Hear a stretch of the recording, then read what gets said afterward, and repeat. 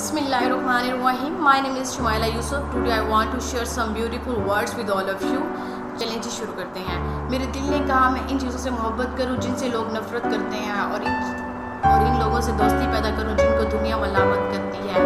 میرے دل نے مجھ پر یہ حقیقت واضح کر دی کہ محبت صرف عاشق کا مرتبہ ہی نہیں بڑھاتی بلکہ اس کی قدر و منزلت میں بھی اضافہ کرتی ہے. ہاں، میرے دل نے کہا میں رنگ و صورت کے پردوں میں حسن کو تلاش کروں اور ہاں، میرے دل نے مجھ سے مطالبہ کیا کہ میں ہر اس چیز پر نگاہ جما دوں جو کہ بدصورت بیان کی جاتی ہے، یہاں تک کہ خوبصورت ہونے لگے. اصقلیات خلیل جبران کی کتاب سے لیا گیا تھا اقتباس ہے جو میں نے آپ کو سنایا ہے. نیکسٹ واصف الواصف کی کچھ اقتباس ہیں جو میں آپ سے شیئر کرنا چاہوں گی. فنا کی بستی میں بقا کے مسافر مجبوریوں سے آزاد کر دیے جاتے ہیں. وہ اپنے وجود سے نکلے بھی تو اپنے چاہنے والوں کے دل میں یاد بن کر ہمیشہ کے لیے رہ جاتے ہیں. انسان کے کردار کا اندازہ اس گرد گرد جمع موجود چہروں سے لگایا جا سکتا ہے. چہرہ ہی کردار مرتبہ تشخص کی اصل بنتی ہے.